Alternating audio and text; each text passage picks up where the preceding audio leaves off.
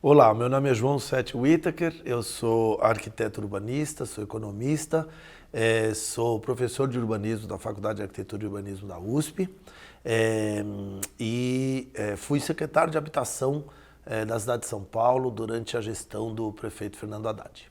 O urbano, as pessoas que não trabalham mais cientificamente essa questão, o termo comum para o urbano é as cidades, né? Já tratar as cidades pelo termo urbano já mostra que há um recuo de entender que o que a gente chama mais simplesmente de cidades, na verdade é um complexo de relações sociais que de maneira mais ampla fica mais preciso a gente chamar de espaço urbano, sobretudo porque esse espaço urbano ele é socialmente produzido, né? Então o que significa dizer? Na verdade o urbano é uma rede de infraestruturas sistêmicas, é uma rede sistêmica de infraestruturas, né? Que faz a cidade, o que a gente chama de cidade, ser cidade. Então eu não posso imaginar o urbano se eu não tiver ruas asfaltadas, se eu não tiver energia e postes ou enterradas, se eu não tiver água fornecida, se eu não tiver saneamento para poder escoar o saneamento das casas, se eu não tiver habitação, as casas em si, se eu não tiver instalações para comércio, etc. Mas, então, se eu não tiver essa rede de infraestruturas, eu não posso falar em urbano. A grande questão é que essa rede sistêmica de infraestruturas, ela tem uma característica, ela não é individualizável. Eu até posso produzir individualmente a minha casa.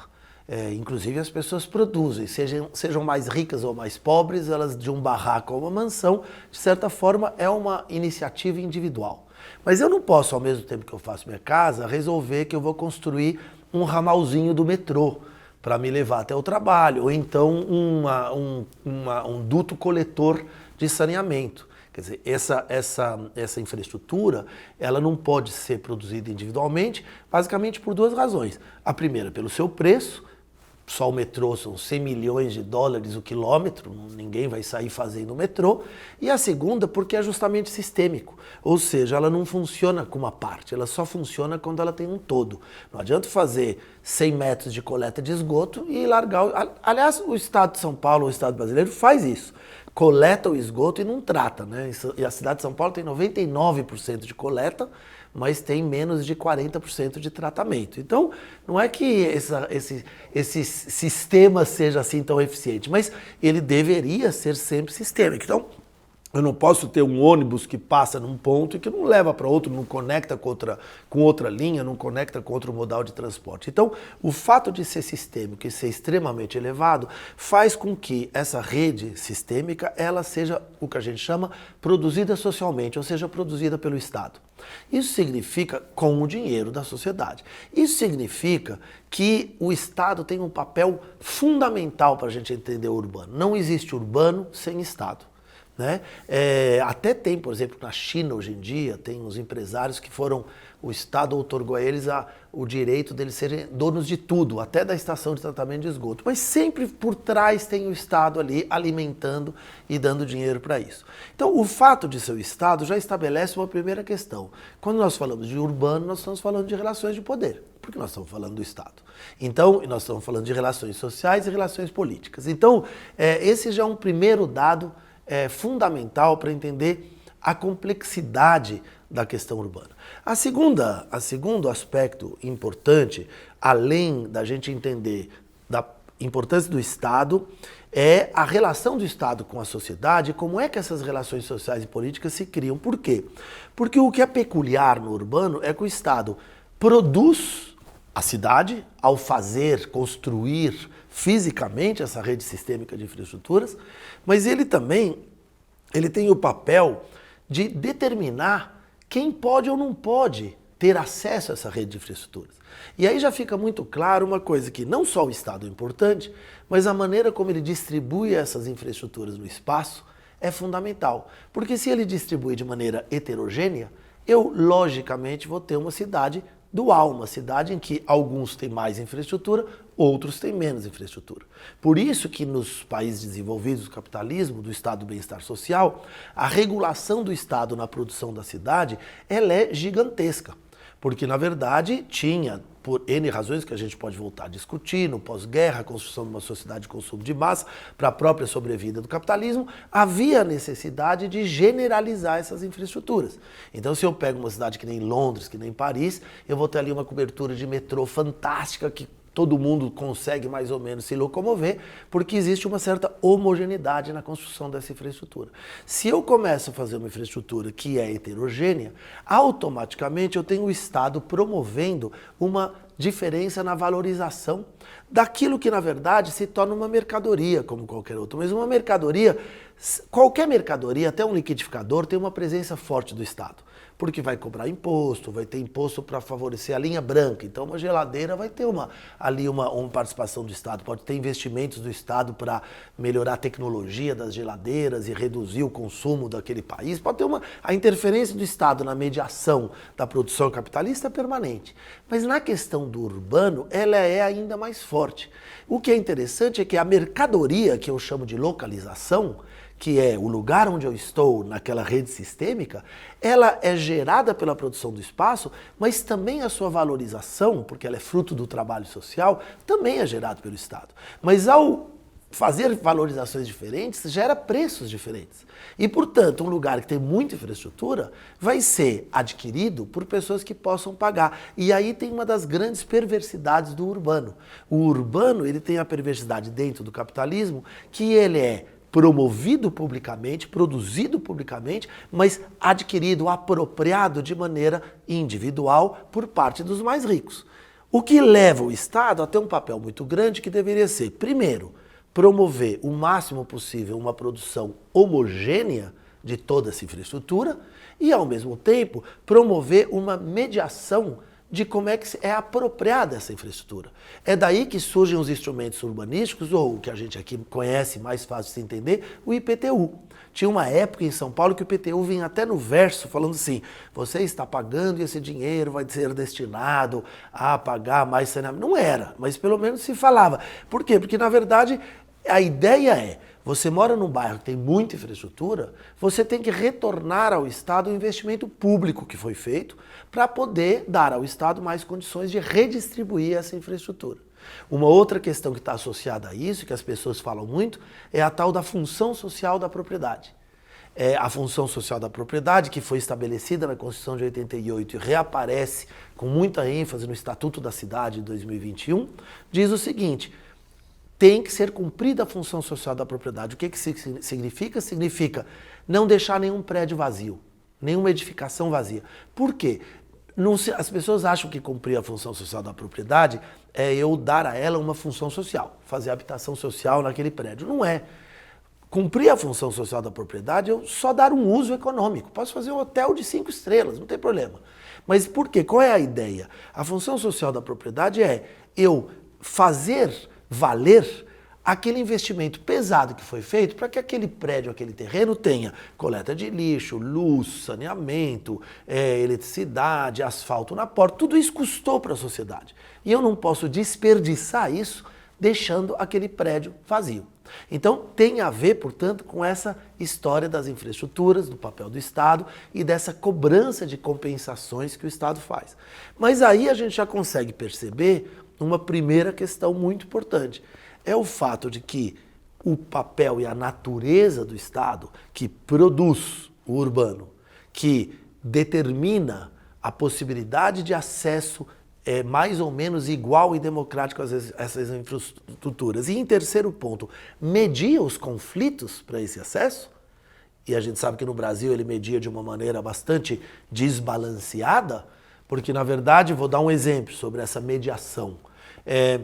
Se vai um sujeito e ocupa um terreno da prefeitura para fazer um shopping center ali na Zona Norte e nunca pagou nada para a prefeitura, o Estado teria o papel de ir lá e fazer uma compensação. Mas eu já fui para vários shoppings aí que estão nessa situação em São Paulo e nunca vi a polícia chegando lá para fazer uma desapropriação.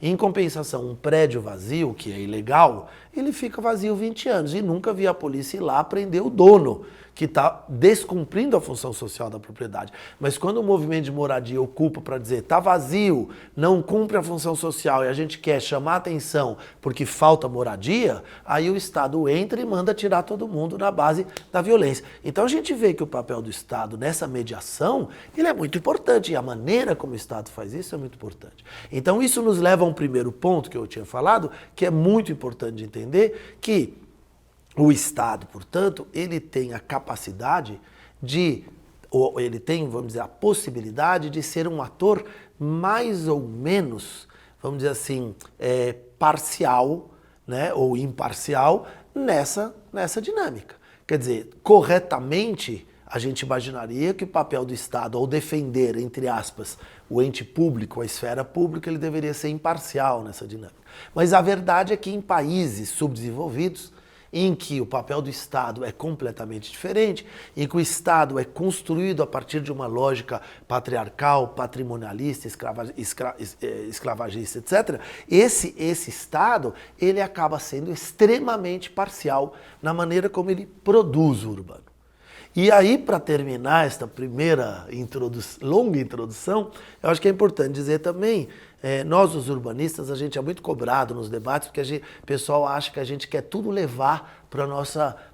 Não, o urbano é sempre o centro do mundo. E aí é claro que o pessoal de saúde pública fala, não, o centro é a questão da saúde e tal.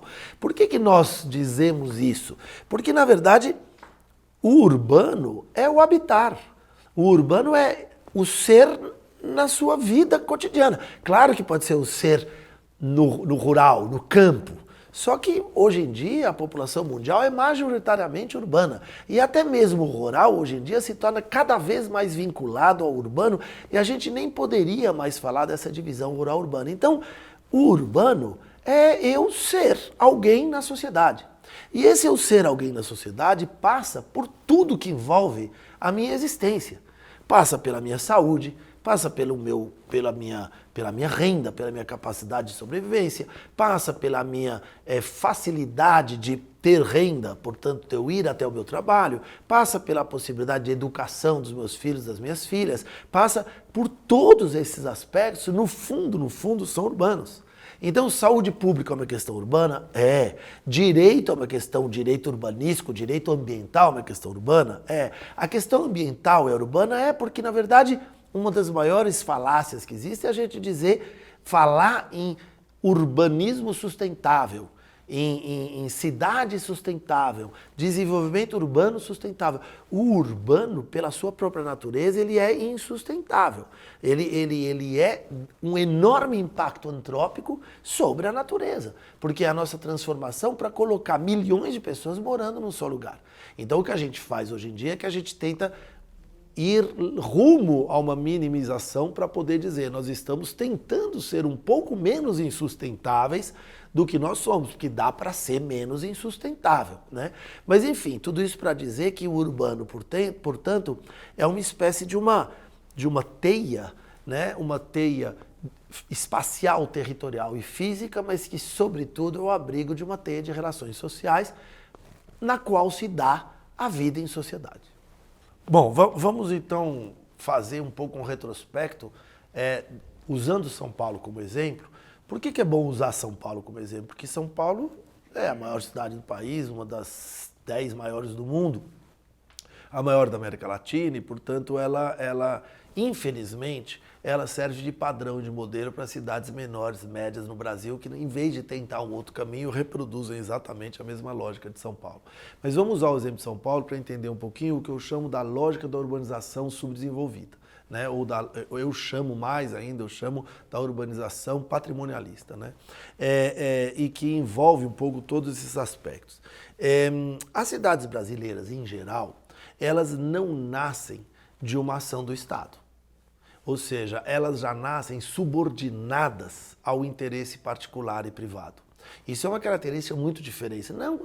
Não que as cidades nos países desenvolvidos tenham nascido imediatamente porque o Estado chegou. Chegaram, né, nos anos 70, 80, chegaram a ser planificadas do nada, assim como, vamos supor, Brasília poderia ser uma exceção e foi. Mas Na verdade, lá muito rapidamente, assim que pequenos vilarejos que vêm de burgos medievais começam a crescer, rapidamente ao longo do século XX, já no começo do século XX, o Estado já entrava para começar a fazer esse papel de regramento que eu acabei de fazer. Portanto, a intervenção reguladora do Estado, ela tem séculos de existência, né? É só lembrar que quem começou a fazer metrô em Paris, quem começou a fazer um monte de infraestrutura, foi no final do século XIX, né? Então, é muito mais antiga essa. No Brasil, a lógica é um pouco diferente. Tem algumas cidades do interior de São Paulo que são muito boas, sei lá, Presidente Prudente, cidades cafeicultoras, são muito interessantes para a gente entender isso. Porque você tem um lugar em que você tem um proprietário cafeicultor, latifundiário, que lá pelas tantas resolve ele mesmo, por iniciativa própria, se associar a uma empresa de transporte ferroviário e faz levar a linha férrea que vai escoar a produção de café dele para Santos.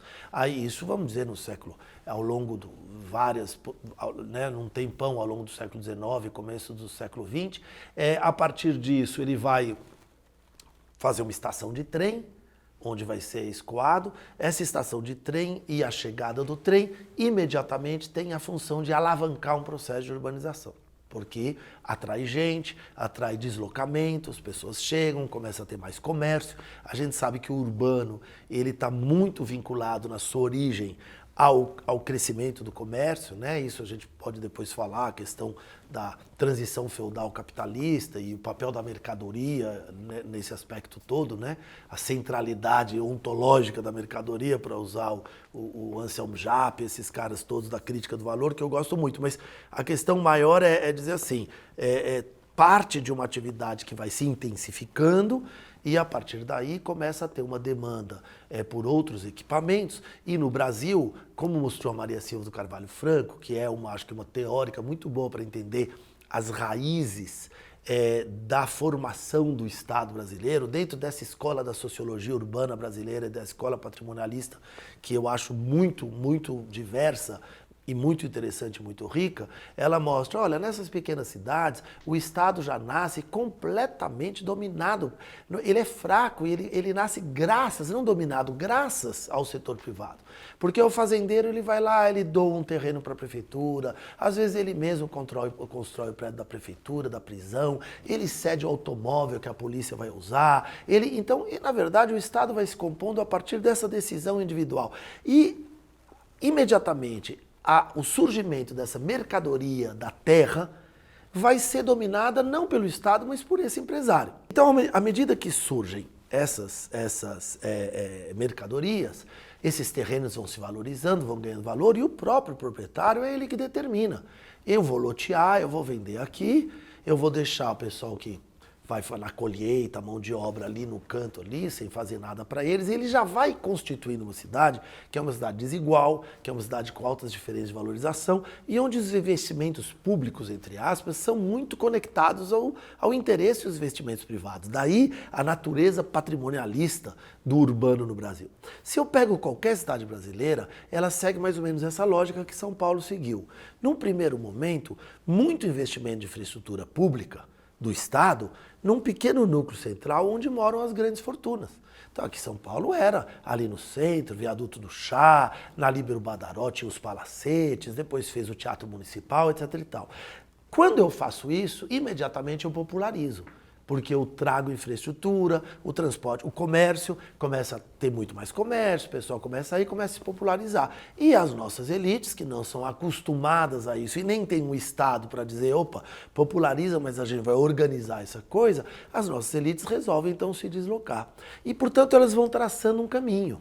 E em São Paulo esse caminho é muito simples de ver, quer dizer, vai para os Campos Elíseos, depois começa a subir na direção da Consolação, sempre nos lugares que tem melhor insolação, que tem melhor situação da natureza. Sobe a Consolação toda, chega na Avenida Paulista, passa por Higienópolis no caminho, então você tem mansões em Higienópolis.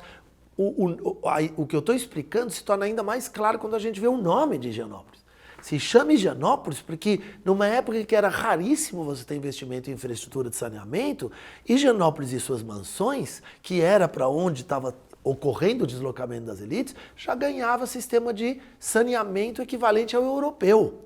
Se contratava um urbanista francês, o Bouvard, 1911, para fazer um plano que, na verdade, era um plano de um quadrilátero que ia ali, talvez ali de Higienópolis até o Parque Dom Pedro, e acabou. E a população mais pobre, ela era relegada a ficar na Baixada do Glicério, ali ao longo do rio do Tamanduateí, portanto, que hoje é a Avenida do Estado, em áreas alagadiças, áreas absolutamente insalubres, onde não se fazia nada, exceto construções da população mais rica, engenheiros, médicos, enfim, fazendeiros, que construíam casas para renda de aluguel, que eram os cortiços. E onde morava a população que fazia construir, fazia funcionar esse quadrilátero da riqueza, onde moravam os carinhas que iam acender as lamparinas à noite, onde moravam aqueles que iam pegar, inclusive que não tinha saneamento, todos os dejetos, os detritos que você tinha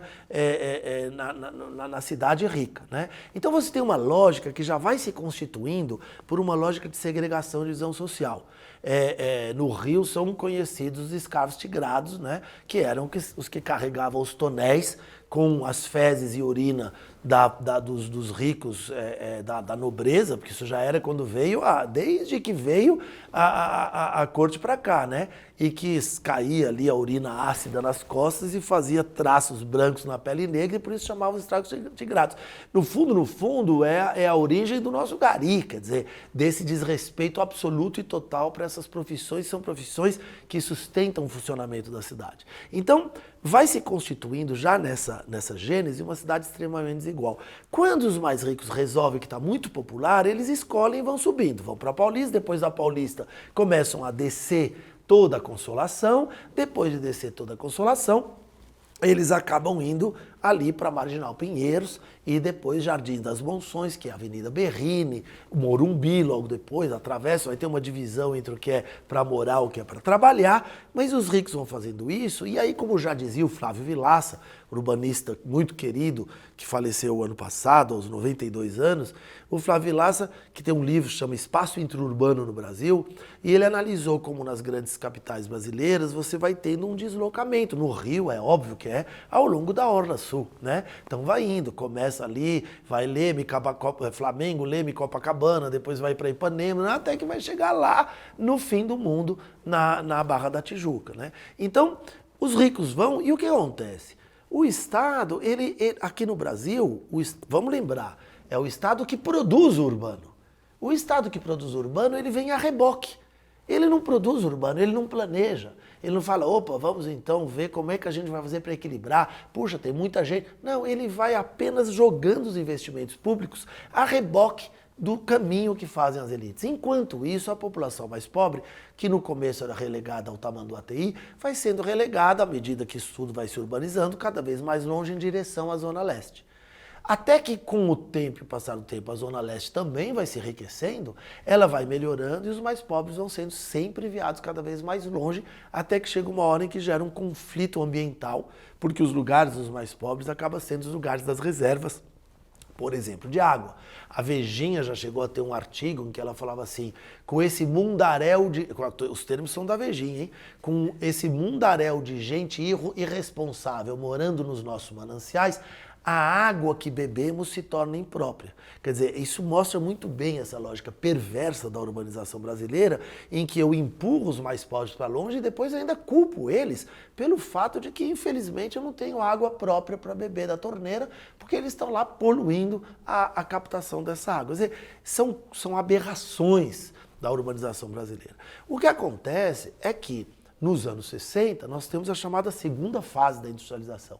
E é por isso que eu digo que o urbano é muito central, porque a gente não consegue entender o urbano se a gente não entender de economia, de história econômica brasileira.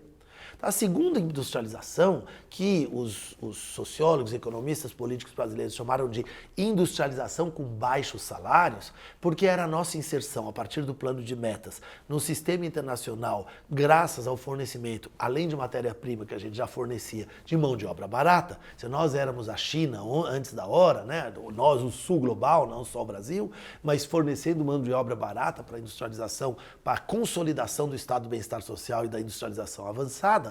Nesse momento, nós temos um salto gigantesco de urbanização, Porque na hora que vem as grandes indústrias transnacionais para cá, internacionais para cá, evidentemente que elas vêm em busca de mão de obra barata e ninguém ia chegar para a Ford e dizer, olha, você pode se instalar em São Bernardo do Campo, mas a gente vai ter que colocar ali trem para as pessoas irem, metrô, vai ter que colocar saneamento, vai ter que fazer uma política habitacional, porque afinal de contas vai atrair muita gente, o pessoal vai vir no Nordeste, veio Lula e companhia.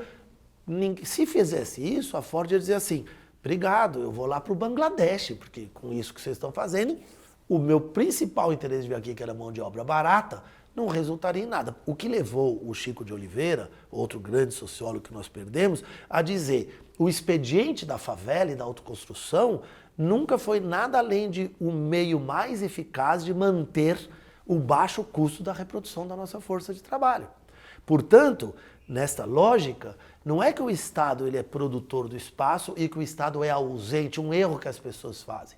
Achar que as nossas cidades são o que elas são porque o Estado é ausente, ou porque o Estado errou, ou porque o Estado não foi capaz. Não. A ação do Estado foi propositalmente a não ação. Eu costumo dizer que em vez de nós termos um Estado do bem-estar social, a gente tem um estado do deixe-estar social, que é deixa a população se virar, porque ela se vira muito bem. Se ela não fosse a população que constrói a cidade formal, a cidade onde está a infraestrutura, onde estão os investimentos públicos, a gente teria tragédias e tragédias. Mas eles sabem construir, então constroem muito bem. A gente tem pouquíssimas tragédias de deslizamento, de cair prédio e tudo mais, porque sabem construir mesmo na informalidade. Então o Estado ele se isenta propositalmente. E ainda esse termo eu gosto porque deixe estar é uma tradução literal de laissez-faire. Então é um pouco o Estado liberal, quer dizer, deixe estar e deixe estar o capital fazendo o seu caminho. Então nesse período o que acontece? Tem uma junção de processos que são esta lógica de segregação, mas que se associa a dois processos muito perversos. O primeiro processo é o da especulação imobiliária, não pelo fato da especulação imobiliária em si, porque a especulação imobiliária a especulação é um fenômeno típico dentro do capitalismo. A imobiliária é a mesma coisa que eu comprar um carro pensando se ele vai valer muito na revenda ou não. Quer dizer, qualquer pessoa, qualquer ser econômico pensa de maneira especulativa dentro do capitalismo.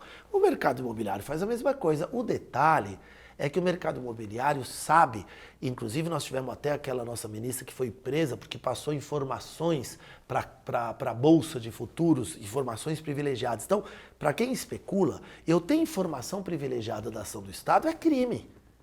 Então, se eu tenho ali dinheiro, eu quero comprar ações da Petrobras e alguém sopra para mim que vai fazer tal coisa na Petrobras e que ela vai valorizar ou vai desvalorizar, eu vou comprar e vender. Por exemplo, como teve um presidente que já fez, anunciou repetidamente que estava pretendendo privatizar a Petrobras. As pessoas ganharam milhões, né? Então, é a mesma coisa. Eu saber onde vai ser o investimento em infraestrutura é criminoso, porque eu estou tendo informações privilegiadas. E se eu souber que vai fazer uma linha de metrô que vai buscar, entre aspas, a boiada, que era a visão que eles tinham da população trabalhadora nos anos 70, lá na Zona Leste, vai fazer uma linha de metrô, opa, entre ali Cidade Tiradentes, quer dizer, era antes, entre Itaquera e o centro da cidade, que é Itaquera onde eu fiz os grandes conjuntos com investimentos do Estado e o centro da cidade, vai sobrar um monte de lugar que vai ser valorizado. Como eu já estou sabendo, eu vou lá construir. Então há uma especulação, é um primeiro processo. E o segundo processo, uma especulação nas áreas passíveis de ter infraestrutura. E que vão, portanto, ter especulação e aí vão atrair o investimento. Porque é um cara que tem dinheiro, um grande empreendedor, que vai construir. Às vezes eles erram. Vou dar um exemplo para vocês. Em 1972, já se tinha a ideia de começar a construir a Marginal e já tinha o projeto de fazer a Berrini e uma ponte lá. O mesmo cara empreendedor que construiu a Alphaville e que construiu uma coisa que foi o maior sucesso, que era aquele conjunto Ilhas do Sul, ali no Alto de Pinheiros, ele falou, eu vou fazer um centro empresarial ali na ponte, Centro Empresarial João Dias, que foi um mico durante 50 anos. A visão deles é tão boa, porque o cara morreu, né? Depois de 50 anos, de fato ele tinha razão. Aquilo se tornou um lugar de desenvolvimento da cidade e aquele centro empresarial hoje explode na sua valorização, porque ele está grudado com o eixo da Berrini, do outro lado do rio, mas numa conexão com o Morumbi, quem vem do Morumbi passa por lá, virou um lugar sensacional. Então o pessoal fica jogando com isso. Agora o segundo processo meio perverso é que As áreas um pouco mais distantes, elas são de difícil urbanização e elas são deixadas para os mais pobres. E os mais pobres vão ocupando porque não sabem o que fazer. Mas veja bem, muitas vezes a gente teve inclusive leis de preservação dessas áreas, porque elas são áreas mais frágeis ambientalmente. Então eu tinha uma limitação que não podia vender ou que não podia lotear. Então muitos proprietários falam assim, opa, então já que eu não posso, eu vou lotear via um laranja, um gato, um sujeito que vai se tornar um loteador clandestino. Mas, na verdade, é um jeito que eu estou fazendo de poder resolver aqui o meu problema. Ao mesmo tempo, muitos políticos de todo o espectro político, e inclusive muitas vezes o espectro de partidos mais vinculados aos movimentos populares, falou assim, opa, e se eu conduzir essa turma e arrumar um lugar para elas morarem, eu ganho aqui uma base eleitoral. Então constituiu-se um processo muito perverso de ocupação das periferias, graças ao transporte público precário do ônibus. E por que do ônibus e não do metrô e tudo mais? Porque ninguém ia construir 100 milhões de dólares o quilômetro para levar metrô. Mas o ônibus ele tem uma capacidade fantástica, ele passa para tudo quanto é lado. Ele passa em estrada de terra, ele vai e ele chega. Então eu faço um transporte precário, eu conduzo a minha turma, eu negocio com o loteador, eu sei que o proprietário está conhecendo e com isso eu vou fazendo a ocupação informal e autoconstruída dos chamados loteamentos periféricos que vão dar uma cara para o urbano brasileiro em todas as cidades do Brasil. E aí eu tenho o resultado que é uma cidade com um grau de desigualdade fenomenal, porque eu tenho setores que em São Paulo é o chamado eixo sudoeste, que é esse que eu falei, que portanto passa mais ou menos... É interessante, porque na hora que o Estado vai lá e melhora a infraestrutura, ele faz essa melhoria numa lógica patrimonialista, numa lógica que é de usar o público para favorecer os setores dominantes. Então eu vou dar 2 exemplos para voltar no que eu estava falando. Primeiro exemplo, eu tenho 1 bilhão e 200 milhões para fazer política de transporte. Eu deveria atender os 70% da população que usam transporte público, porque só 30% da população urbana usa carro. Mas a nossa urbanização, ela foi baseada nessa elite que usava carro. Quando o Maluf fez o Minhocão, que não tinha um discurso ambiental, todo mundo achava maravilhoso. Para os 15, 20% que tinham na época Brasília, Golzinho, Fusca, que eram os carros mais chiques que a gente tinha, eles iam do centro para a zona oeste rapidinho. E o Maluf para o Eucatex. Começou a ser questionado como se tornou tanto carro, que começou a virar uma excrescência, um negócio que o pessoal morrendo de tanta poluição.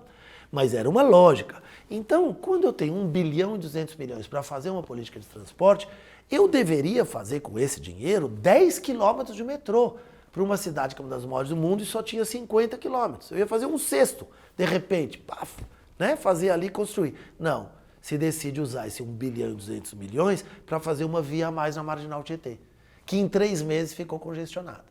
Então esse é um exemplo típico, mas eu ia dar um outro exemplo que eu acho que também é interessante de como é que esses processos eles são extremamente subjetivos, que são, na verdade, a gente está falando de como é que o governo ele está permanentemente, vamos dizer, fazendo um investimento público direcionado a apenas alguns setores.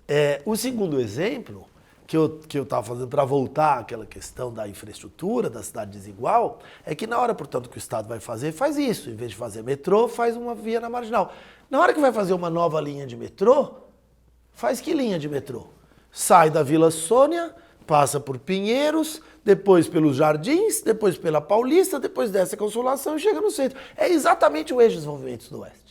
Né? Claro que o metrô ele tem essa lógica que ele precisa começar pelas áreas centrais depois, mas por que não fez antes essa que agora vai sair, que traz o pessoal lá da Zona Sul, passa por Santo Amaro e leva para o centro, que era muito mais necessário em termos de quantidade e tudo mais. Então é uma lógica muito perversa que reproduz sempre essa dinâmica.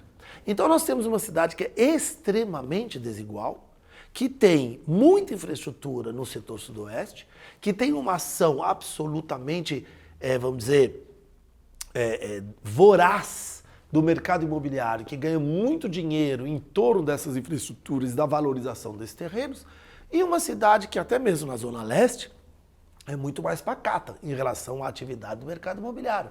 É muito mais pacata em relação aos investimentos em infraestrutura, né? Então você tem uma lógica muito perversa. Por exemplo, no plano diretor de 2014, se estabeleceu que a cidade precisa romper um dos efeitos dessa urbanização, que é a chamada pendularidade urbana, que é o fato de que 90% dos empregos estão nesse setor sudoeste. Portanto, todo mundo tem que ficar vindo todos os dias e voltar, e ficar 3, 4, 5, 6 horas, às vezes, no transporte público. Então, eu preciso gerar centralidades de emprego, etc. e tal, em outros lugares. Uma maneira de fazer isso é eu fazer corredores de ônibus que vão vincular as pessoas ao transporte público de massa. Ao longo desses corredores, eu permiti o crescimento de prédios com poucas garagens, se limitou a uma garagem por apartamento, o que parece muito, mas em São Paulo, para os mais ricos, é uma agressão, porque eu preciso de 8 garagens, senão meu apartamento não vale nada, né? E reduzindo o tamanho desses apartamentos para até 100 metros quadrados. Só que no Brasil o mercado imobiliário é um faroeste, que o Estado é tão pouco capaz de regular, que mesmo dentro dessa regra, ele tem um desvirtuamento. Porque o mercado imobiliário acaba fazendo pequenos apartamentos com uma só garagem, mas o valor deles sobe lá em cima por causa dessa heterogeneidade que eu falei no começo. Mas tudo bem, eu vou fazer corredores de ônibus, vou permitir esse adensamento. E na hora de eu fazer os corredores de ônibus, eu falo, eu vou ter que ter corredores de ônibus que vão muito longe, que vão até a Avenida dos Metalúrgicos, em Cidade Tiradentes, que vão ao longo da Marechal Tito, que vão, enfim, de um monte de avenidas, né, que vão lá na Imboimirim, até Jatem, enfim, que vão lá para longe. Né? E aí você, depois de fazer o corredor, você permite esse adensamento. A partir do final da gestão que fez o plano diretor, se construíram mais 3 quilômetros de corredor. Tinha sido construído 300 e não sei quanto, ou 500, eu nem sei, né? Mas acho que é 350, uma coisa assim. Depois se construíram 3. Ou seja, eu não alavanco a infraestrutura necessária a dinamizar uma democratização da ocupação da cidade com a despendularização da dinâmica urbana. Então fica muito claro como permanentemente as dinâmicas de urbanização reforçam o processo segregador. Nós temos uma cidade em que o eixo sudoeste, quando você vê o gráfico da cor das pessoas, quando você faz ali, vai olhar, ele é 95% de população branca. Então, a nossa lógica de urbanização segregadora, a nossa lógica do que eu chamo de uma forma urbana patrimonialista, ela foi tão eficaz que ela conseguiu produzir cidades do apartheid sem precisar do apartheid.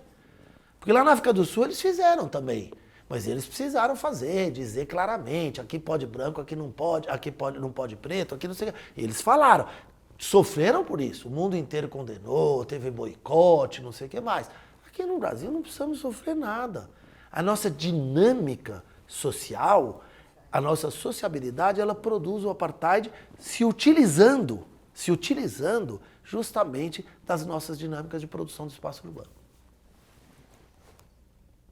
Não sei se eu respondi. Depois a questão da verticalização, ela é um pouco mais específica, a gente pode entrar mais nisso. Eu só dei um primeiro toque, mas ela tem umas coisas meio...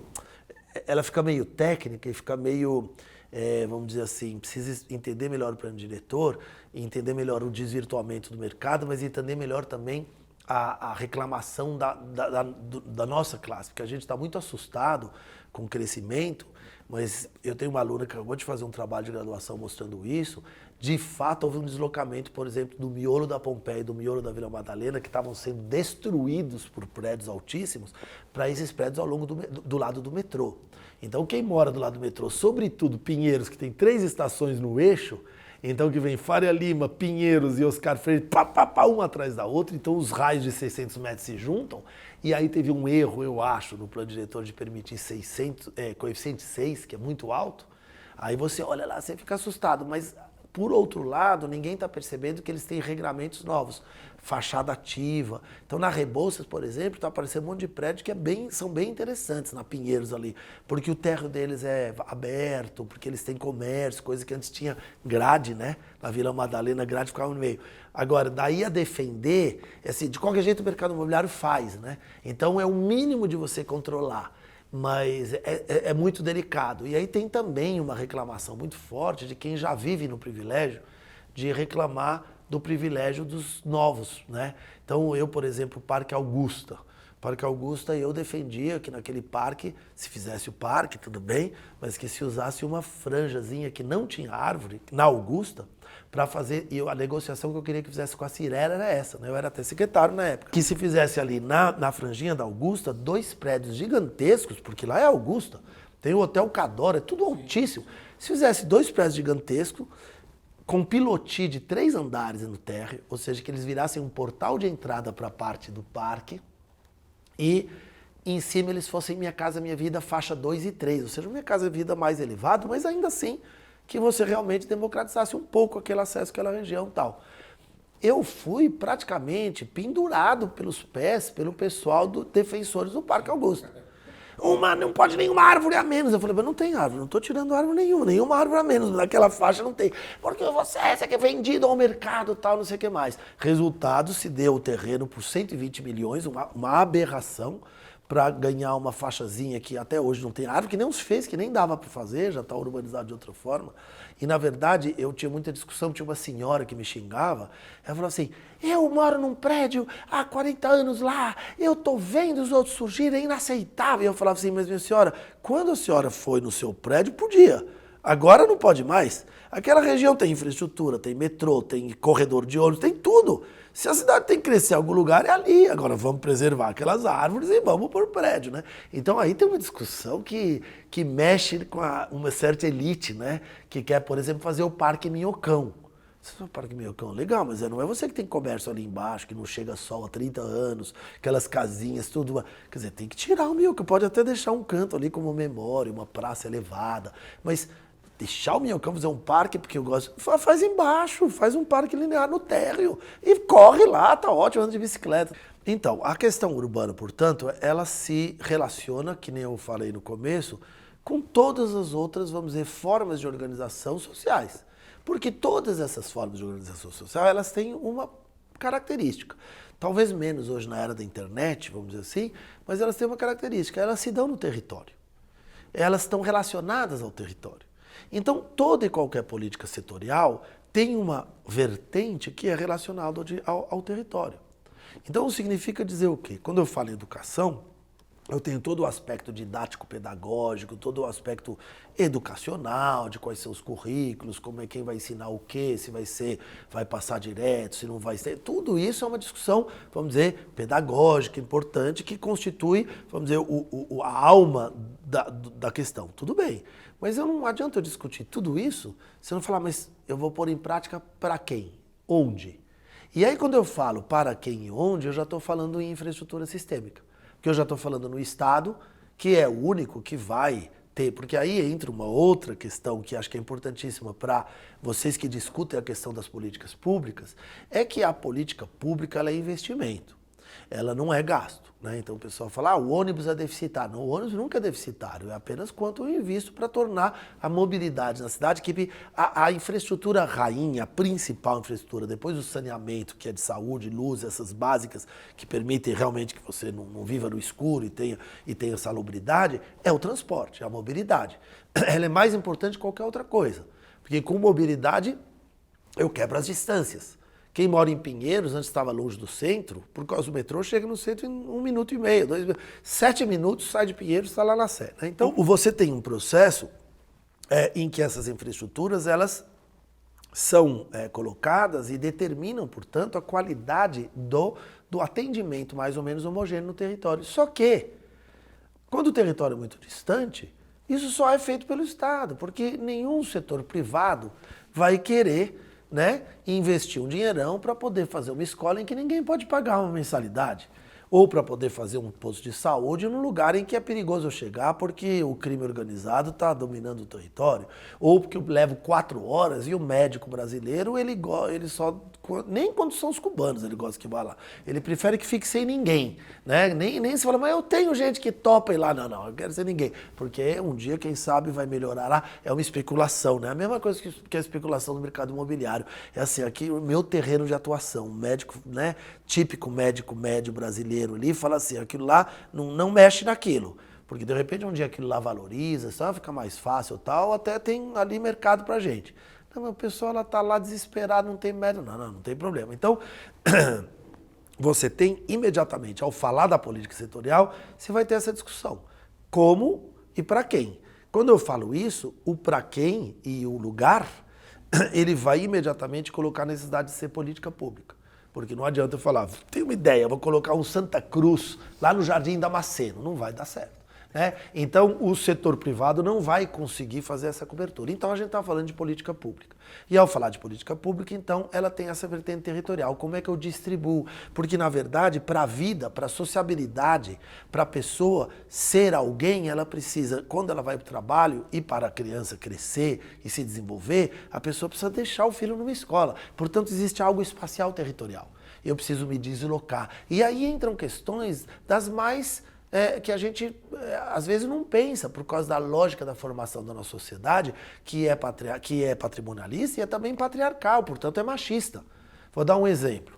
Todas as pesquisas de linhas de ônibus e de metrô e tudo mais são calculadas por engenheiros, acho que 90% ou mais devem ser homens, que calculam a partir de uma excelente pesquisa, metodologia, que é chamada origem e destino. Portanto, porém, essa origem e destino, ela é a origem e destino do homem. Casa, trabalho, trabalho, casa. Não tem ninguém que fica pensando a origem e destino da mulher, que é casa, passar na escola pegar o filho, depois passar no mercado comprar alguma coisa, depois passar na casa da cunhada que ficou com o bebê menor, para depois chegar em casa. São 5 paradas, o ônibus fez essas 5 paradas? Não, ele é um corredor expresso que faz casa-trabalho. Então a gente percebe aí que tudo está imbricado. Né? Absolutamente tudo está imbricado. Quando a gente fala em racismo e no apartheid, a questão do racismo e do apartheid ela vem muito fortemente quando ela se associa à questão territorial, que é o pegar o transporte público e não poder misturar. Assim como a questão de gênero no Rio de Janeiro, que se teve que fazer um vagão só para mulheres. Né? Então essas questões elas estão atravessando dinâmicas territoriais mesmo.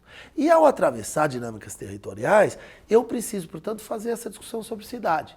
Aonde eu vou distribuir a rede escolar? Como é que eu vou gerenciar? Qual é o papel do Estado? Qual é o papel do município? Qual é o papel do governo federal? Como é que eu vou associar esse equipamento de educação a uma acessibilidade adequada? Porque não adianta eu fazer uma coisa super incrível tal e a pessoa não conseguir chegar nela, porque não tem estrada, porque é tudo rua de terra. Né? Agora, o potencial transformador dessa rede ela é fenomenal. Eu tenho uma história, eu tive uma bandinha de música em que o nosso baixista, o rapaz Eric, sensacional, que virou músico, ele tocava baixo acústico, o famoso baixo de pau, aquele dum. A gente impunha respeito, chegava nos lugares, ele já chegava lá, tocava. E o Eric, ele morava no Jardim Damasceno. E você fala, como é que um cara que vem de origem muito pobre, morador do Jardim Damasceno, está tocando baixo acústico? Porque ele foi para o céu, que a Marta, na gestão da Marta, foi implementada no Jardim Damasceno. E ele chegou lá e falou, todo mundo queria tocar esses instrumentos mais da moda, guitarra e tal. E eu olhei num canto e falei, o que é aquilo lá? Aquilo lá é baixo acústico, é isso que eu vou tocar. E foi isso que transformou a vida dele, porque quando ele fala dos amigos dele, quando ele fala da turma dele, a verdade é que 80% entraram para o tráfico e muitos deles morreram. Então é uma realidade concreta ligada ao equipamento de educação.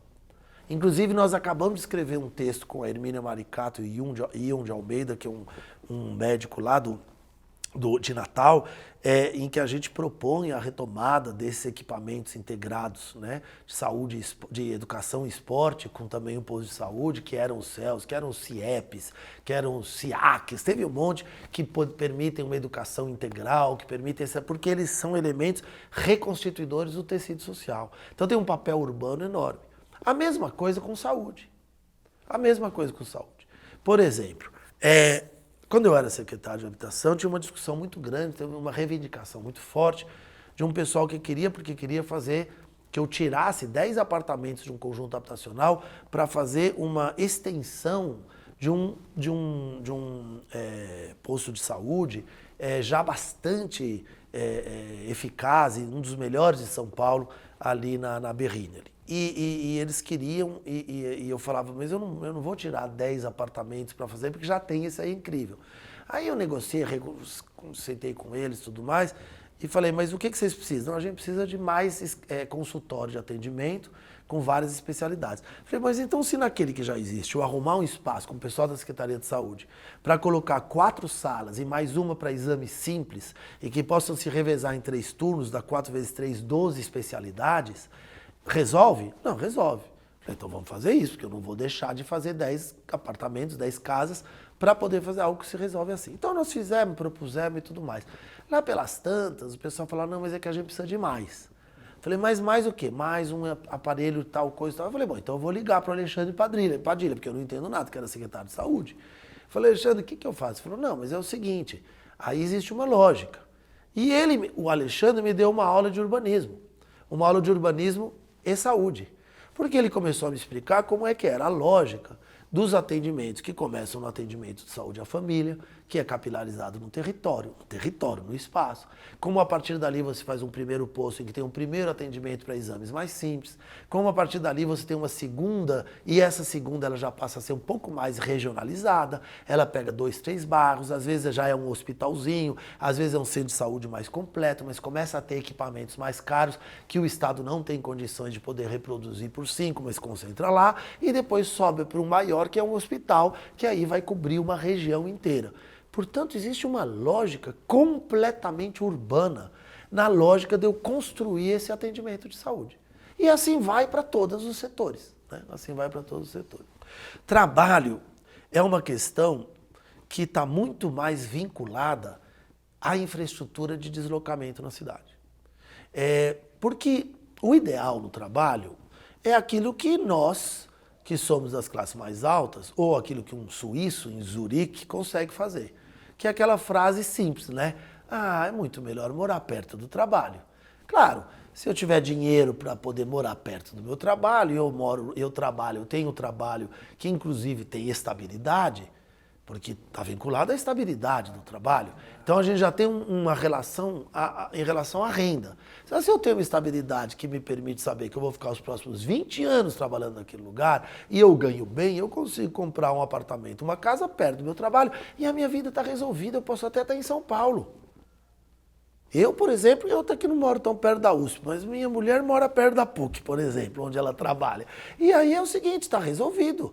É uma vida maravilhosa, eu posso estar no meio dessa loucura que é São Paulo, eu levo minha filha a pé para a escola e depois vai a pé para o trabalho. Pô, que coisa maravilhosa. Então, isso que as pessoas querem, é sensacional poder fazer isso.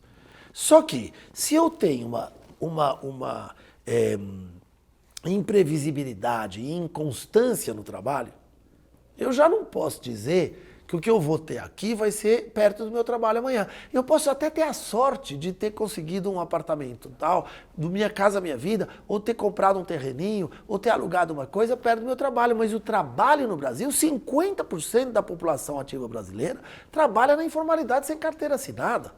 Então qual é a garantia desses 50%, pelo menos, e mais uns 30% que tem carteira assinada, mas são trabalhos muito frágeis, né? Que são agora com o retrocesso absolutamente terrível, né? do marco legal, da política trabalhista que a gente teve com o Bolsonaro, qual a garantia que a pessoa tem de estar lá daqui a 5, 10, 15 anos? Então já não existe esse vínculo. Né? E além do mais, os trabalhos hoje em dia são extremamente rotativos. As pessoas que trabalham na informalidade nem mais trabalham exatamente num só lugar. Às vezes elas têm seu próprio comérciozinho, montam coisa. Então, o que está mais vinculado ao trabalho não é mais a distância da moradia do trabalho, mas sim a capacidade de deslocamento que a pessoa tem da sua casa para o seu trabalho. Então, a questão do emprego está fortemente vinculada à infraestrutura de transporte. Se eu tiver uma infraestrutura de transporte, e aí não há nenhuma dúvida, o metrô, numa cidade da escala de São Paulo, é a única coisa que realmente funciona. Só que em São Paulo, durante 20 anos, nós tivemos um ritmo de construção de metrô de 1,5 km ao ano. Enquanto a gente aqui chegou a 50 quilômetros de metrô para uma cidade do porte de São Paulo, a cidade do México, que é mais ou menos equivalente em termos de grande né, da região metropolitana, ela chegou a 250, 5 vezes mais. O que também é insuficiente, né? Porque Paris só intramuros tem 300, Londres tem mais ainda, né? Que é uma regiãozinha que cabe no nosso centro expandido. Tem 650 ao todo na região toda. Então nós estamos longe do que precisa.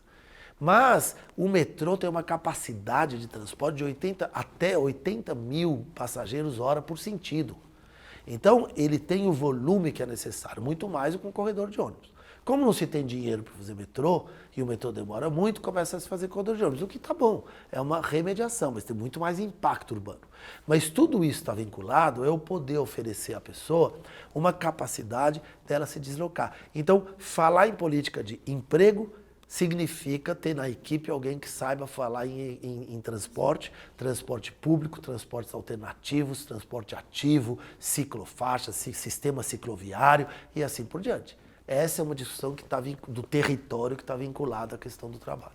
Moradia talvez seja um dos aspectos mais complexos. De certa forma, a moradia, na sua lógica de infraestrutura, ela está vinculada a 2 níveis, quer dizer, ela está vinculada a todos os níveis de infraestrutura. Porque o ideal é eu estar perto do posto de saúde, o ideal é estar perto da escola, o ideal é estar perto do trabalho, o ideal é tudo isso estar perto, eu ter um parque, eu ter um playground, eu ter tudo isso. Por isso que nas cidades reguladas, nas cidades em que o governo sempre entrou com uma forte regulação, vamos pegar o exemplo das capitais europeias, se você vai para Londres, para Paris, você fica assustado, você diz, mas as pessoas moram em apartamentos caríssimos, que lá também tem uma bolha imobiliária, né? Então está muito elevado, ninguém mais consegue morar. Mas ainda assim moram nos apartamentinhos de 35 metros quadrados, apertadinho, você fala, como é que consegue morar aí? E as pessoas não reclamam. Porque, claro, né? Desce, nem elevador muitas vezes tem, desce ali os seus 6, 7 andares, agora já tem os elevadores, você entra lá, acha que vai morrer, né, num caixão já que sobe, te leva até lá em cima. Aí você chega, desce, entra na rua, a cidade está oferecida a você.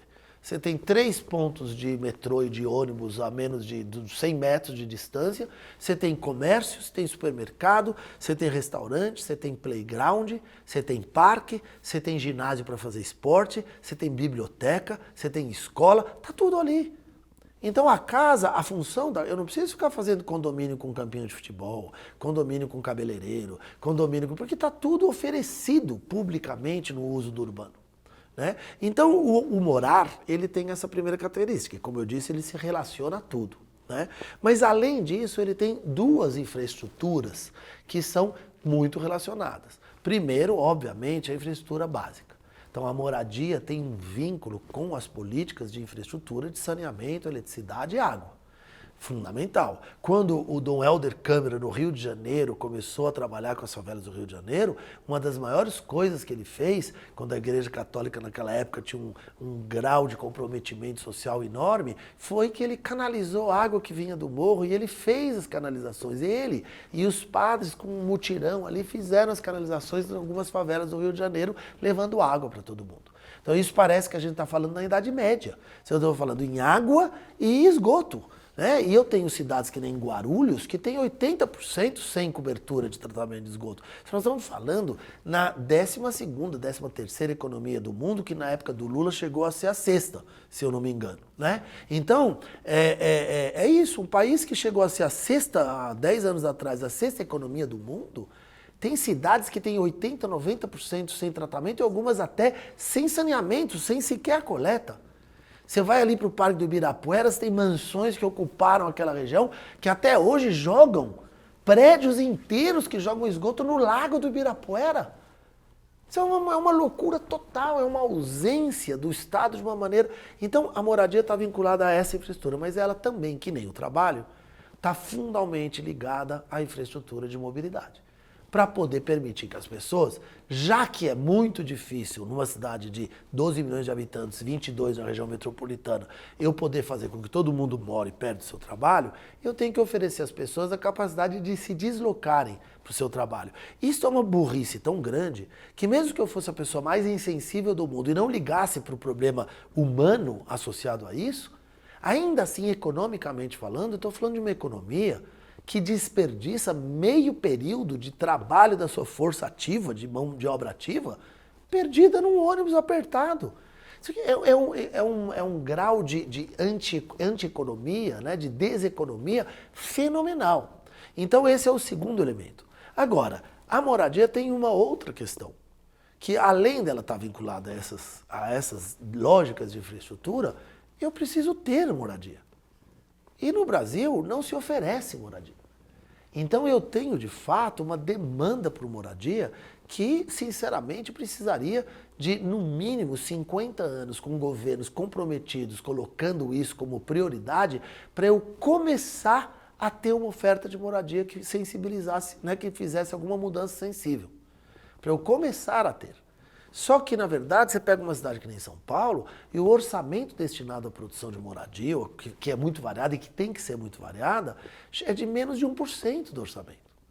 Claro que tem que ter 25% para a saúde, que tem que 20% para a educação, 15%. Claro que tem que ter. Isso foi carimbado, mas na Constituição devia ter se carimbado também que a moradia tinha que ter uma porcentagem porque ela é central. Isso não se fez. E aí quando você tenta fazer planejamento da política habitacional a longo prazo, por questões de mesquinharia pessoal, de lutas de poder, para não me dar, eu que nem sou político, mais espaço ou me dar mais notoriedade, aquilo que você pega toda uma equipe para fazer coletivamente, que foi o Plano Municipal de Habitação que a gente fez em 2016, prevendo 16 anos de políticas habitacionais, com toda a sua diversidade, porque a questão da política habitacional é que ela tem que ser diversa.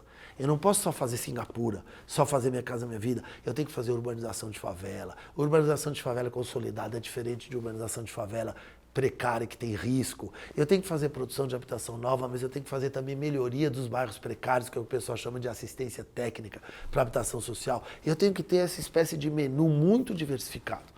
Nós fizemos um plano de 16 anos que apresenta todas essas possibilidades e que em nenhum lugar aparece nem o meu nome, nem o nome do prefeito na época, Fernando Haddad. Aparece Secretaria Municipal de Habitação. Mesmo assim, ao mudar o governo, eles botaram no 15º subsolo da Câmara, num congelador, e está lá congelado até hoje o Plano Municipal de Habitação. Por quê? Por disputas políticas, por mesquinharinhas, por influência de gente que foi lá, que tem influência na Câmara, na presidência, fala, não vamos deixar, porque você vai valorizar tal e tal pessoa, tal. Então, isso é o patrimonialismo. Isso é o patrimonialismo, é você que envolve também a questão da cordialidade, que é você trazer para a esfera pública as relações de poder, que são relações de uma mesquinharia que vem da lógica familiar, né, das relações familiares. É isso aí prejudica milhões de pessoas por causa de uma espécie de política de várzea que a gente tem no Brasil. E na questão habitacional, isso é extremamente problemático. Sendo que, para a gente poder resolver a questão habitacional, a gente precisaria construir um discurso que é um discurso extremamente radical politicamente. Porque ele significaria dizer o seguinte, olha, eu só resolvo a questão habitacional se eu conseguir, transformar os bairros mais precários em cidade, levando transporte, levando infraestrutura, o sistema, a rede sistêmica de infraestrutura. Mas se eu parar de fazer camadas e camadas de infraestrutura na região rica das cidades brasileiras, eu sou pendurado no poste. Né? Quando o Haddad fez corredor de ônibus, saiu uma capa da revista Época São Paulo, que aparecia a 23 de maio abarrotada de carro parado, mas assim, parado para aquele congestionamento que fica quilômetros de carro parado e um corredor vazio. E aí aparecia assim, corredores tal, por que a ideia, Haddad, por que a ideia deu errado? Aí você fica olhando aquilo e você fala, mas deu errado? Não, deu certo. Porque o cara que está no ônibus, ele nem apareceu na foto, já está vazio, já chegou em casa. Deu errado para o cara que está no carro. Então, na hora que você faz esse tipo de coisa, você imediatamente recebe a reação das elites que se veem prejudicadas no seu privilégio. Então, na verdade, você tem uma dificuldade muito grande porque para resolver a habitação, você teria que dizer, primeiro, eu vou parar de priorizar os bairros ricos para começar a fazer infraestrutura nos bairros pobres. Segundo, eu vou pegar os vazios urbanos, eu vou pegar os 5 milhões de unidades habitacionais mantidas vazios nos centros das grandes cidades brasileiras, nas áreas centrais, e vou pôr gente pobre para morar lá, fazendo prédio de habitação de interesse social, aplicando uma série de instrumentos que existem para isso. Mas isso significa eu abrir uma guerra com as elites que no Brasil estão acostumadas a produzir uma cidade do apartheid, portanto não aceitam a democratização do espaço. A questão ambiental, ela está completamente ligada à questão urbana. Primeiro por aquilo que eu já falei, que a ocupação antrópica numa organização social urbana, ela é, por definição, extremamente impactante ambientalmente. Então, isso já não tem jeito. Segundo, porque muitos dos elementos que são vistos como virtuosos do ponto de vista econômico e que os economistas vão festejar, são um desastre do ponto de vista urbano. Por exemplo, quando tem crescimento econômico, se festeja que está se vendendo muito carro. Chega a vender 15, 16, 17 mil carros por dia no Brasil, emplacar. Você fala, são 15 mil carros por dia entrando numa rede poluidora que é o principal problema de emissão, né, de gases tóxicos nas cidades brasileiras. Ou, tá bombando, o mercado imobiliário está crescendo, a construção civil está bombando. Mas está bombando em que parâmetros? Parâmetros de impermeabilização do solo, sem regulação. Aqui o mercado imobiliário trabalha numa lógica do faroeste, quem é mais rápido e mais forte e tem mais poder sobre o Estado ganha. Não tem nenhum tipo de regulação sobre questões ambientais. Quando tem, vem só para remediar. Então em São Paulo faz piscinão, depois faz piscininho nos prédios, mas você tem como é que se chama? Um tamponamento de toda a rede hídrica da cidade. São Paulo tem milhares de rios, córregos e que estão ali, que a gente nem sabe que passam ali por baixo das nossas ruas, das nossas avenidas. Tudo isso é completamente impermeabilizado, então o impacto é muito grande e muitas vezes o que se acha que é muito bom está sendo um desastre do ponto de vista urbanístico. Segundo, aquele outro problema muito grave que é a expansão desigual das cidades, ela foi se dando de tal forma que não tem jeito. Chegou uma hora que ela impacta as áreas que circundam as cidades, que são áreas de proteção ambiental. Se você for para Ribeirão Preto, para Bauru, para Sorocaba, no interior de São Paulo, você vai ver que a obra que se faz nunca é uma obra de capilarização do transporte, com, por exemplo, ônibus elétrico ou VLT, bonde, que não são tão impactantes do ponto de vista da poluição. Todas elas têm o quê? A obra do prefeito ou da prefeita, anel viário, anel expresso. Então é isso. Mogi das Cruzes chega lá, construíram um anel viário para o pessoal poder ir para a praia, para sua casa de praia tranquilo, você pegar congestionamento dentro da cidade. Isso é uma loucura total, né? Na hora que a gente vai fazer o rodoanel, a gente não pensa em fazer um ferroanel como prioridade, não só para o transporte, mas um ferroanel com transporte de pessoas, que pudesse fazer uma linha. Quando se fala em metrô, poucas pessoas dentro do metrô, tem uma professora Andreina Nigriello da FAO, que é do metrô e que sempre defendeu isso, poucas pessoas lembram a necessidade de se fazer uma linha que faça justamente, né, a circunferência, que seja, né, que não seja concêntrica, mas seja radial e permita que você, você possa fazer, quer dizer, é o contrário, né? Que você possa fazer o deslocamento ao longo, né, de toda a circunferência, né, do território, fazendo que as pessoas não tenham que sair dali e vir até o centro para voltar ali perto, porque na verdade elas queriam fazer um trajeto que juntasse, sei lá, a zona norte com a zona sul, né, ali na periferia. Então, você tem uma lógica muito ruim, porque com o tempo essa ocupação vai chegando nessas áreas de proteção e aí se cria um conflito. Se cria um conflito porque, na verdade, o que eu faço? Eu tenho 1.400.000 pessoas morando nos mananciais de São Paulo, eu tiro todo mundo, ponho no ônibus e levo para onde? Porque há alguns ecologistas mais radicais que dizem isso, tem que tirar. Se for tirar, como é que você vai tirar? Então assume lá o governo e tira.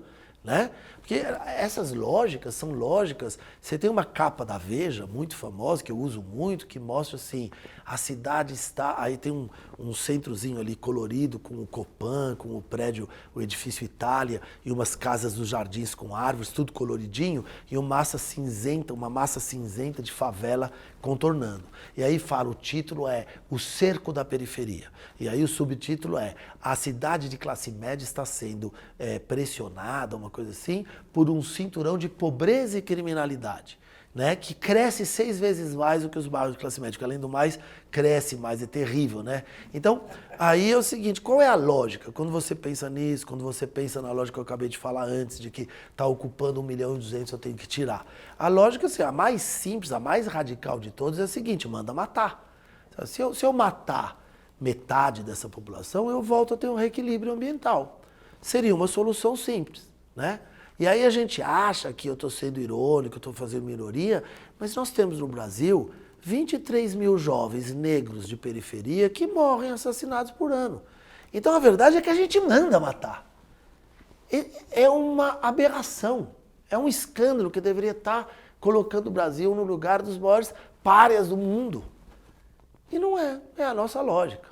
A gente acha isso normal. Então, na verdade, a relação com o ambiente, o meio ambiente, ela precisa ser vista com muito cuidado, porque muitas vezes as classes mais altas confundem isso com eu colocar mais árvore, eu fazer mais parque, eu tirar as pessoas que estão ali atrapalhando a água, ou então o dinheiro vem para fazer coisas que são assim, fazer um prédio ISO 498, que tem eficácia energética, que tem vidro, que não sei o que mais tal, que é primeiro, tem ar-condicionado, tudo isso para diminuir, ou seja, todas as soluções arquitetônicas dos arquitetos modernistas brasileiros, Cobogó, o vento, tudo isso não existe, eu faço um negócio ultra, e aí eu gasto dinheirama para fazer isso, quando que na verdade eu falo assim, meu amigo, um prédio na Paulista, sim, ele equivale ao quê?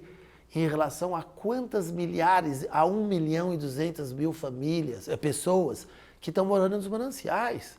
Qual é o impacto ambiental de um e de outro? Então existe uma discussão na questão do meio ambiente que é saber estabelecer exatamente onde é o problema e como é que esses problemas são essencialmente aquilo que o Henri Axelrad, que é um professor do IPUR no Rio de Janeiro, define muito bem como uma questão que não é uma questão ambiental. A questão ambiental é uma questão de justiça ambiental. Esse é o termo que tem que ser usado hoje, eu acho, no Brasil. Olha, não muito, porque mobilidade é isso. Eu fui mostrando quanto a mobilidade ela é central, porque das infraestruturas sistêmicas, né, estruturantes, a mobilidade é a maior delas. É ela que permite que as coisas funcionem. Né? E o Flávio Vilaça, que é o urbanista que eu já citei, ele falava assim, o mais importante no deslocamento nas cidades não é a distância, é o tempo. Né? E, na verdade, eu não meço em quilômetros, eu meço em tempo. Né? Então, por exemplo, vou dar um exemplo muito bom de política patrimonialista do urbano, transporte e tempo. Os ricos resolvem ir para onde eles vão, então eles vão para os seus eixos. Mas aí alguns deles, graças ao mercado imobiliário, resolvem, porque o mercado imobiliário está sempre criando um discurso para atrair, né, justamente o movimento dos mais ricos. Então, por exemplo, que é tudo muito perigoso, que você precisa ter 4, agora daqui a pouco vai aumentar 5. Você vai chegar com o carro, você vai levar 15 minutos para chegar na sua garagem, para passar nos 5 sistemas de retina e tal. Então, um lança-chamas. Se o cara da pizza for suspeito, você já queima ele. Então, isso é construído para você poder vender mais. Porque aí eu tinha um que tinha câmera, mas já não é suficiente. Agora tem que ter câmera com reconhecimento da íris, né? Então eu vou mudar. E aí tem um outro prédio que o reconhecimento da íris ele já é automático. Você entra lá, você respira, já fala que é esse aí. Então você vai criando essas tecnologias. Então da mesma maneira, você vai criando dizendo assim, não more mais em São Paulo, esse negócio terrível. Venha para um lugar que você tenha passarinho, você tenha um terreno grande. Porque na verdade, você ter terreno grande, você ter jardim, você ter cachorro, que é uma coisa ótima, na verdade, no Brasil, foi reservado para as elites. Se você vai numa cidade que tem muita regulação do espaço, Londres, Paris, Munique, Madrid, o que vocês quiserem, são cidades em que o centro tem pequenos apartamentos, muita gente morando, para racionalizar a infraestrutura que foi feita lá. Isso vem do modernismo, dos anos 30. Então eu vou ter muito metrô, muito prédio, muita gente, muita densidade construtiva e populacional, mas ao mesmo tempo uma regulação disso. Ou seja, não pode construir muito alto, tem que ter largura de avenida para eu poder ter a entrada de sol, eu preciso ter equipamentos e tudo mais. No Brasil, os lugares com mais infraestrutura viraram os jardins, viraram o Pacaembu. Eles foram tomados e acaparados pelas elites e falaram assim, não, Estado, aqui você não vem. Né? Então, olha só a lógica perversa. Quando a Volkswagen vai ali para São Bernardo, ali você não faz nada. Né? Você não tem participação do Estado para falar, vamos então chegar e prever infraestrutura para essa massa de trabalhadores que vem trabalhar aqui. Em compensação, quando o Estado faz um monte de infraestrutura nos jardins, a elite chega e fala, tá ótimo, muito obrigado, e a lei favorece isso. Porque no loteamento de 1972 já foi estabelecido que as áreas exclusivamente residenciais eram a Z1, eram áreas em que o mínimo de terreno de lote era 250 metros quadrados. Então veja bem, não vem que não tem, aqui é isso, é para ser casa mesmo, né? Então você tem um problema sério, que ao gerar essas coisas você está sempre atrapalhando, você está sempre prejudicando a lógica da mobilidade, né? Então, mas aí chega o mercado imobiliário, como não tem espaço suficiente, voltando à minha história anterior, como não tem espaço suficiente para todo mundo ter esse privilégio, você cria esse privilégio longe. Então você fala, eu vou fazer a Alphaville, que aliás é o cara que fez o centro João Dias e que fez também o Ilha do Sul. Vou fazer o Takaoka, acho que era o nome dele. Eu vou fazer lá um condomínio, inclusive usando 30% do território é área indígena. Ninguém sabe disso. Patrimônio da União. Mas aí a nossa lei, que se adapta a isso, cria uma maneira de você, que se chama o laudêmio. Você paga ali uma taxa anual, paga até para a coroa brasileira, para a família real brasileira, se você estiver ali na orla, até de Santos, paga para a família real brasileira, laudêmio para a família real. Mas então, você pode ficar morando ali em território indígena, porque na verdade você está pagando todo o laudêmio e está tudo certo. Então você cria lá o negócio. Aí rapidamente, você cria ali, por que cria ali? Porque tem a Castelo Branco. O pessoal, como no Brasil se usa carro, como a elite usa carro, tem Mercedes, BMW e tal, então tá tudo bem, eu vou rapidinho, volto, é perto, razoavelmente perto não é perto do centro, não é perto da, sei lá, da Zona Leste. É perto de onde endereça, é perto justamente de Pinheiros, da Marginal Pinheiros e tal. Então tá ótimo, se faz ali. Só que rapidamente aquilo lá se torna tão interessante que satura. E vai se fazer Alphaville 1, 2, 3, 4, 5, 6, 7, 8, Tamboré 1, 2, 3, 4, 5, 6, 7, 8, e vai se criando esse condomínio. Começa a ficar saturado. Então o que eu faço? A questão qual é? A questão lá é a seguinte, é ótimo morar lá, mas eu preciso chegar rápido no meu trabalho. Então é por isso que São Paulo é a cidade do mundo com a segunda maior frota de helicópteros. Porque o cara mais rico, ele sai ali do Tamboré e ele vem em 1 minuto e meio, ele está no trabalho dele, porque ele vem de helicóptero, resolveu o problema, né? Mas para os não tão ricos, coitados, que não tem helicóptero, tem apenas um Mercedes, ele vai fazer como? Ele vai parar no trânsito. Então o que eu faço para resolver? A minha questão não é a distância, a minha questão é o tempo. Então eu construo uma via marginal da Castelo Branco maior do que a original, que em vez de ter 2 ou 3 pistas, tem 4 ou 5 pistas, e eu pedagio ela, eu ponho pedágio. E durante muito tempo só tinha pedágio na pista nova, que era base, e que tinha praticamente, quando chega no final, ela tem um afinolhamento de uma pistazinha assim que joga na Castelo Branco original, porque ela é feita para levar para Alphaville e para Tamboré. Então era isso, quer dizer, gente, não se preocupem mais, o Estado chegou lá, construiu 5 pistas, pedágio, claro que eu quero pedágio, porque o pedágio permite que o cara mais pobre não fique me atrapalhando aqui. Então eu vou lá com o meu carro, o governo faz um negócio, aliás, que é ótimo para quem é rico, que é um negócio que sem parar, eu nem preciso parar, né? Então não é para todo mundo, é só para quem pode pagar, né? Então eu pago o negócio, passo lá, tá ótimo, reduziu a distância pela redução do tempo. Então o que se faz na mobilidade é inacreditável, só que se faz pela lógica perversa da urbanização desigual, da urbanização subdesenvolvida, patrimonialista, né? Que eu privilegio sempre as classes dominantes. Mas o transporte é a infraestrutura estrutural mais importante que tem no ambiente urbano, porque ela permite que a gente possa viver. E é isso hoje em dia para a classe média paulistana, é muito fácil de explicar, porque essa classe média que agora está com 20, 25, 30, 35 anos ou mais, viveu na região sudoeste antes e depois da linha amarela. Então sentiu o que é a diferença. É inacreditável, né? Você realmente se desloca em minutos, coisa que antes você levava 45 minutos.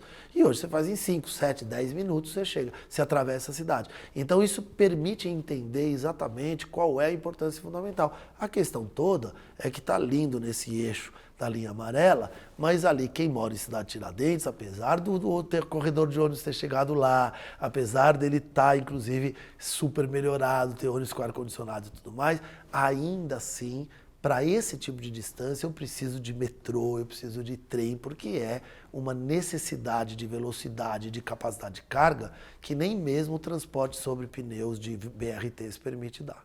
Mas ela é estrutural e central.